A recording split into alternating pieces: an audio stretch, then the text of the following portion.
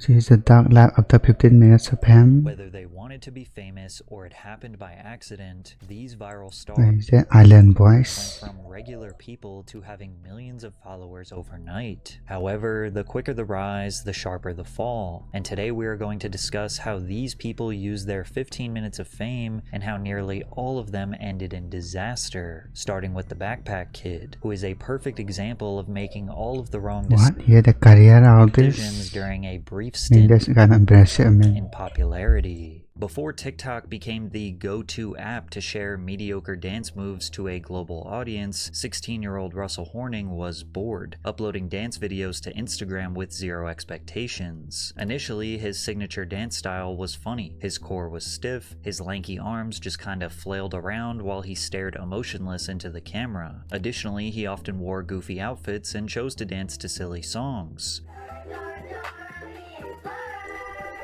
What is that? Russell was extremely recognizable after watching just one video, which led to him gaining a small following on IG. But his entire life changed when Rihanna posted one of his videos to her 54 million followers. She tagged Russell in a post celebrating her Grammy nominations and What? I thought she was a he. He gained over 40,000 followers in one day. To capitalize on the momentum, Russell pumped out as many dance videos as he could, skyrocketing him up to over 500,000 followers. There was one particular dance, called the Floss, that seemed to get him the most views, with many people falsely crediting him as the inventor of the move. However, his videos were not getting shared because he was an excellent dancer, but He's a rather he. because he was a meme. Whenever he did collaborate with other dancers, he was often seen as the weakest one. Despite this, opportunities were being thrown his way Like rap battles. because of his Come on now. follower count. Like when Katy Perry personally requested that he dance for her Saturday Night Live performance in May of 2017. Russell absolutely stole the show, flossing aggressively while staring deadpan into the souls of millions of live viewers. He also Come on, not this much. strategically chose to wear a backpack, rebranding himself as the Backpack Kid. The SNL appearance gained him millions of followers, and the floss became a global dance craze. The Backpack Kid was an internet He sensation, was popular when the Fortnite came out or but he made a something. few key mistakes that ultimately led to his downfall. Firstly, Russell took every interview and press opportunity he could get. Viral stars will get thousands of dollars thrown at them just to do collaborations with media outlets, podcasters, or live entertainment companies. So what, you were just getting paid to go show up at parties and shit like that? Yeah, clubs and parties and festivals and performances and stuff. So you just pop out on stage, you do the dance, everybody goes crazy. Yeah. That's pretty much how it goes? Yeah. That's tight. How much can you get to go to a club, if you don't mind letting us know? Manager shakes his head no. Manager shakes his head no. Is it an amount that you're pretty impressed by? Like, are you surprised that you're able to Come on now, be open get that about much it. money just I to go mean, somewhere? compared to most 17-year-olds, the money that I make from just one appearance, it could take a 17-year-old forever to make that much money. It's hard to blame someone for making easy money. Then again, the overexposure bothers people because they perceive Russell as a one-trick pony who doesn't deserve thousands of dollars or recognition from these big platforms. Remember before the internet when you actually had to do something to get famous? But then reasonable criticism turned into straight up hatred. He looks like one of those inflatable aliens you win at an amusement Okay, they're just jealous now, I park. guess. This kid man-child thing scares me. Since he Actually, 12-year-old became famous jealous. for literally one thing, he had to branch out and try to find other ways to entertain his audience. So he decided to pursue music, releasing one of the Oh no, not this worst lyrics. songs of all time, Flossin'. I be flossing. I be Yeah, this became a meme or something. flossing. I be flossing. Although Russell claimed that he was passionate about music, his songs felt like someone who was barely trying or maybe even just joking, rather than a serious artistic endeavor. Virality made Russell feel pressured to just keep doing what is paying the bills, so he resorted back to his one dance move, which ultimately led to a situation where he tried to perform on a stage that he was not wanted on.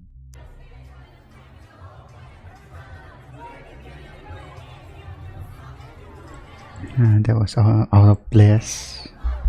Whether it be main character syndrome or just a simple misunderstanding, his dance move lost all of its appeal, and doing it made him seem like he was desperately hanging on to his viral moment, which was made 10 times worse when he filed a lawsuit against Fortnite for putting the dance in their game. It was really my mom and my management that did the lawsuit. I'm kind of just a kid having fun in life.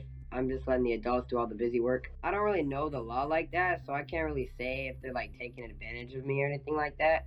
But like from a mom standpoint, like a manager standpoint, I mean, who cares, honestly? A couple days after the lawsuit was filed, videos dating as far back as 2011 were resurfaced showing people who were doing the dance long before the Backpack Kid. Simply put, he did not own the dance, and many viewed it as one final attempt to cash in on his fading relevance. Unsurprisingly, Russell and his team voluntarily dismissed their lawsuit shortly after. The Backpack Kid's 15 minutes of fame were officially over, and despite being hated by the masses and now it's all grown up, so falling off to the point where he receives less than 1,000 views per video, these days, Russell actually seems happier than when he was at his peak. He is pursuing music more seriously and remains dedicated to pushing out a positive message to the world. But as I got older, I started having a more mature mindset on it. I know, man. TikTok 1,000 views is like way That less. it's important to choose good decisions on how to spend your money. Yeah, it's not like YouTube, so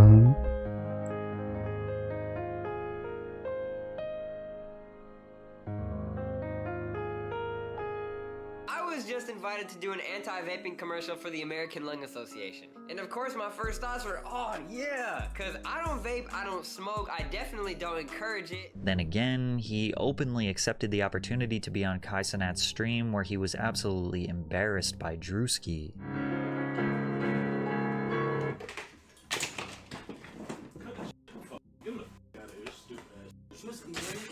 Sure, this was just a skit, but Russell this is men now. was the butt of the joke once again. Becoming a viral star at age 16 is definitely difficult to manage. Maybe he was just young and misguided. However, the same justification cannot be made for Salt Bae, who is a grown man that should have known better than to be acting. Yeah, I don't like this guy at all. In 2017, a video of Turkish chef Nusret Göçe went viral of him dramatically slicing steak, then sprinkling salt from his fingertips down his forearm and onto the meat. What made this so ridiculous was his dedication to making salt sprinkling look like some sort of fancy artistic technique. Combine that with his handsome Johnny Depp resemblance, So combined with sweat, I'm good, bruh. and the internet gave him the nickname Salt Bae. Salt Bae didn't just embrace the meme, he became it. He continued posting obnoxious videos of him caressing raw meat, dancing with raw meat, and of course his signature salting. He was shouted out by celebrities like Leonardo DiCaprio, Drake, and even cooked for the King of Jordan. The internet fame didn't just gain him followers, it launched his career as a global restaurant owner. He launched and expanded his Nusret Steakhouse empire to over 20 locations worldwide, racking up tens of millions of dollars in revenue.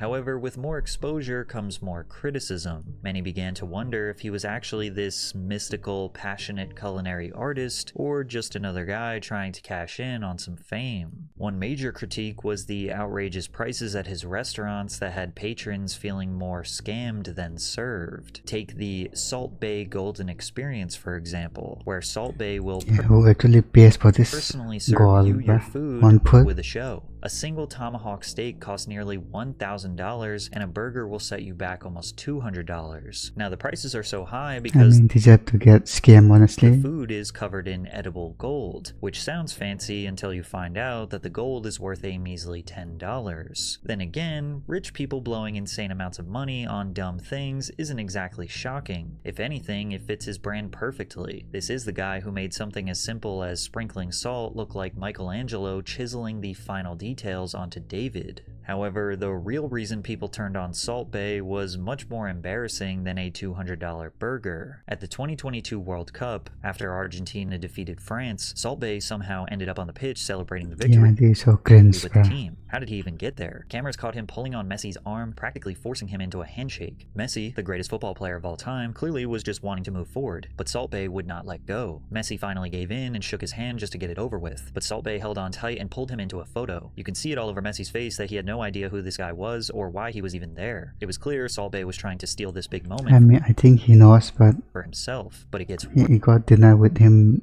other day or Worse, something. he grabbed the World Cup trophy like he won the damn thing and even did his signature salt sprinkling move over it. As if that wasn't cringy enough, he was posing for pictures with players with their medal in his mouth. These players dreamed and worked their whole lives for this once-in-a-lifetime moment, only for some clout chaser to steal some publicity to promote his overpriced steaks. He responded to the backlash with an apology, claiming he didn't step on the pitch for advertising reasons, but the damage was already done, and Salt Bay's 15 minutes of fame were over. Salt Bay has shut down multiple restaurants after the hype has died down. Many of his remaining locations are drowning in poor reviews, and his London restaurant is down 4.3 million euros as customers have realized his food is way overpriced. Salt Bay has resorted to selling his high-end food online now. In May of last year, people started to notice that his steakhouse was listed on Deliveroo and Uber Eats, selling his Salt Bay tomahawk for $500 and a strip loin for almost $900, proving he really hasn't learned from his critics. Then again, there are plenty of rich people out there What? willing to waste money on overpriced food just because they can, and his virality and social media following alone will easily keep him in business for the rest of his life. But if you think Salt Bay was making a fool of himself, it doesn't even remotely compare to the Island Boys, whose fall off is much more disgusting than you could ever imagine. The Island Boys are a duo made up of twin Here brothers comes- Alex Fly Soldier and Frankie Kodiak Red, two aspiring Florida men covered in face tattoos who blew up overnight in 2021 after they posted a TikTok video of them freestyling in a hot tub. Oh, I'm an island boy. I'm just island boy. I'm just island boy. I'm get key white boy. People couldn't decide if the tune was the worst thing they'd ever heard or low-key kind of a banger. I'm an island boy. What is happening? I don't know and ain't trying to understand it. Plus, hip-hop has a history for blowing up artists who ride the paper-thin line between trash and fire. Rapper Kodak Black even offered them a record deal after their viral video, which is insane because this wasn't even a real song yet, just two goofballs mumbling in a hot tub. They turned down the deal, claiming that they wanted to stay independent, but this was a huge mistake. They believed they could make it on their own talent, but if we're being honest, most Oh, of really? their fame came from people clowning them. I played this song at my sister's funeral. She got out of the casket to shut it off. Thank you, Island Boys. This is They don't want money or the something. 0.01% of germs that bleach can't kill. When they decided to finally cut the record over a beat and released it with a music video, it was somehow worse. This is the type of hidden talent that should absolutely remain hidden. Like many other viral stars, they were paid to do appearances at clubs, which became a prime example of when social media meets reality. At Miami's Club Live, the audience began booing the Island Boys on stage. Once music fans realized the Island Boys had no capability What are they saying? of What? making a somewhat decent song, there was You're really not even saying, just mumbling. no reason to pay attention to them, and their 15 minutes of fame was about to be up. The boys needed a new way to profit from their fame, so they began selling personalized videos to fans on Cameo, which apparently was very lucrative according to their previous manager. They owe me about like $150,000. From what? Your percentage of the Cameo money? Yeah. Is that the only money they're bringing in? Mostly, maybe a little bit on TikTok, but I mean, it's pretty much run dry at this point. Right. How many cameos are they doing? When I was Oh, with they're without tattoos now? them, What? they were coming in hot. They were viral, Like it was yeah. going like 2-3 hours a night straight cameos. But with them spending all of their money on designer clothes, jewelry, cars, and mansions, they needed to keep going viral to maintain this lifestyle, which almost always resulted in them making absolute fools of themselves on the internet. Yeah, she likes the way you look. She thinks you looks good. They also might have needed some money to hire security, because the gangster persona was not convincing enough.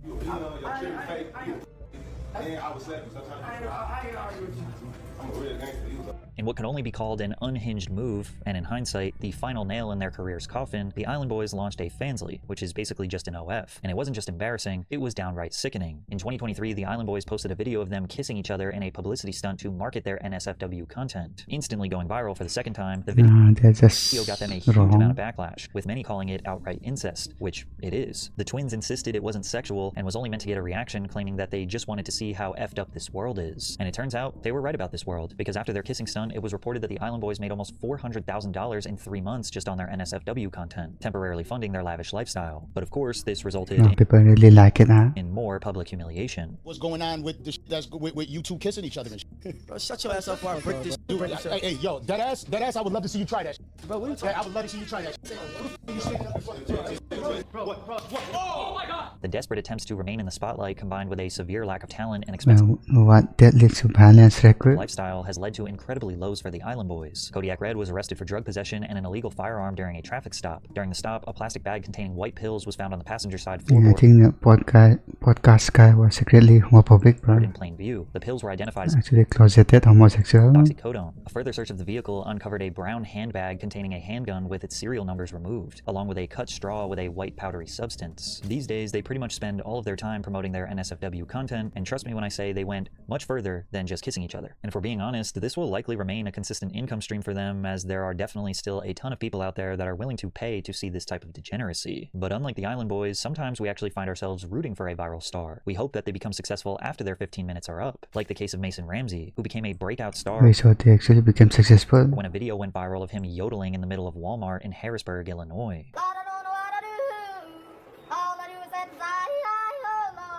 The clip racked up tens of millions of views in just a few days, turning the 11-year-old Mason into a worldwide meme. Not only is yodeling kind of objectively hilarious, but a child singing a song that was 70 years old was oddly charming. Because of his viral performance, the original song, Hank Williams' Lovesick Blues, skyrocketed all the way to the 3rd spot on Spotify's Viral 50 chart. Within weeks, Ramsey was sitting across from Ellen DeGeneres, who got him invited to perform at the legendary Grand Ole Opry. From there, he was embraced by thousands of fans while performing at Coachella.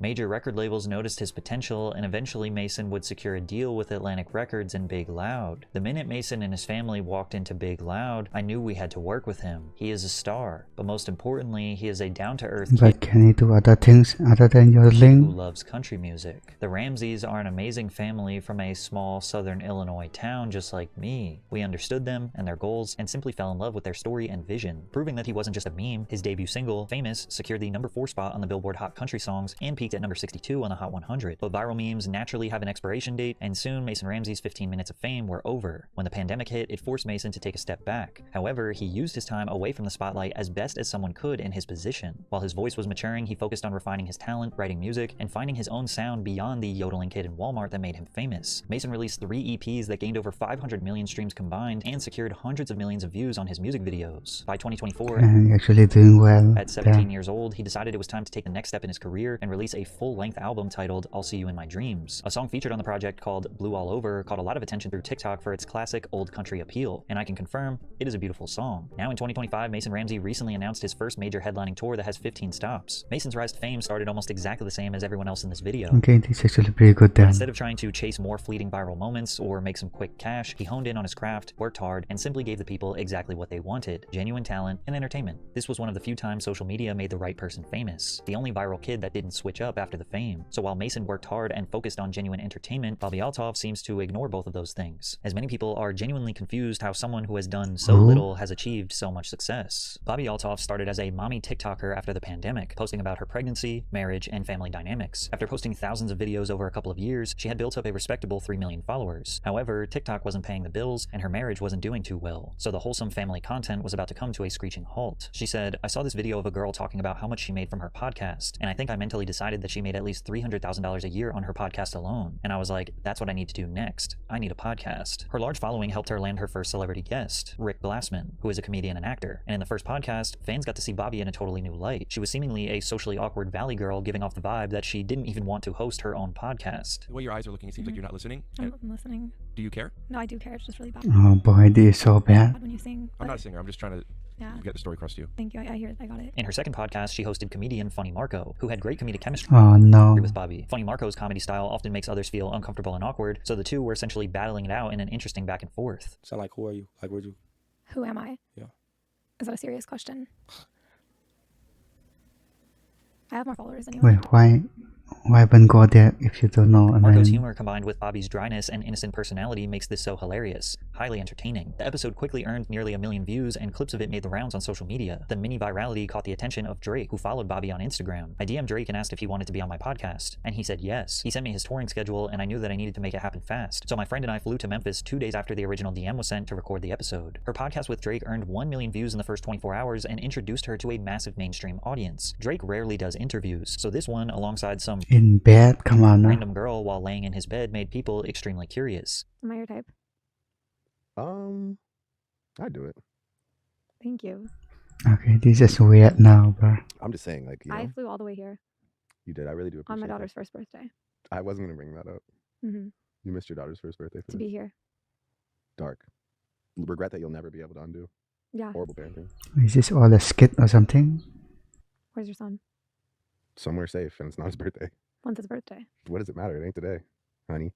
Don't call me honey. Clips of their awkward interactions flooded TikTok, and overnight, Bobbi Althoff became a household name on social media. After the Drake episode, securing high-profile guests became easy. She had on Lil Yachty, Tyga, and even Mark Cuban. Her style of bored, sarcastic humor became her signature, and people seemed to love it. But just 3 weeks after the Drake interview was posted, which now had over 10 million views, it was mysteriously deleted from her page, and he unfollowed her on Instagram, sparking a ton of speculation. While fans were trying to figure out what happened, people were reminded that Bobbi skipped her daughter's first birthday to interview Drake, which didn't seem to sit right with people, especially because Bobbi used to be a mom-focused TikToker. When Drake calls you a horrible parent, you know you effed up. Rumors also spread that Bobbi slept with Drake and divorced her husband just to do the interview, which she vehemently denied. What? Really? But it is true that she divorced her husband, but the reason her and Drake's relationship soured was never revealed. So many people came to the conclusion that she was nothing more than an industry plant, basically meaning that she didn't organically earn her virality, Yeah, no shit. but rather she was handpicked by people behind the scenes and artificially pushed into the spotlight, using Drake's fame as the catalyst. The main piece of evidence for this theory was that she signed to the WME Talent Agency, one of the biggest talent agencies in the United States, representing a ton of Hollywood figures, including Drake. Well, you got a great agent, and you got a great agency, and you got great guests. Regardless if the rumors were true or not, it gave even more of a reason to dislike Bobbi, and her comedic style got old very quickly. Listening to her uninterested voice is like nails on a chalkboard, and while most of her interviews she is the one driving the conversation, there were frequent moments where celebrities got tired of her shtick mid-conversation and turned the tables on her. Damn, I'm trying to get you to play. You lost in the sauce. You ain't shaking my hand. We finna get you to 25 million. You know what I'm saying? Just a little Have a sprinkle. great day offset. Just a little seasoning. All right, you can leave now. This is my hotel. I pay for this motherfucker.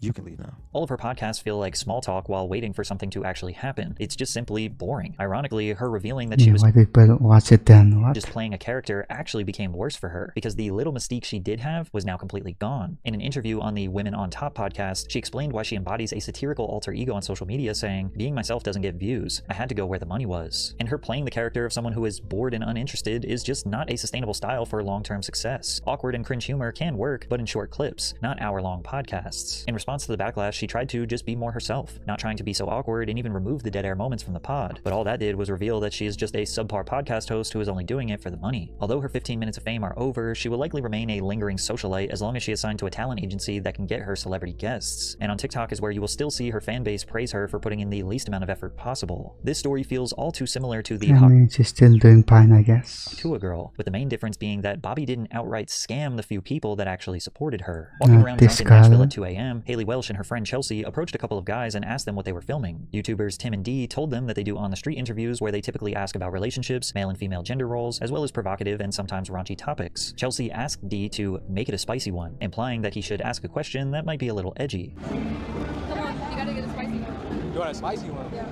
So he did just that. Only Megan's friend Haley would jump in and give an answer that would drastically change her life. You gotta answer this, you got it. What's one move in bed that makes a man go crazy every time? Oh, you gotta give him that huck to and spit on that thing. You get me?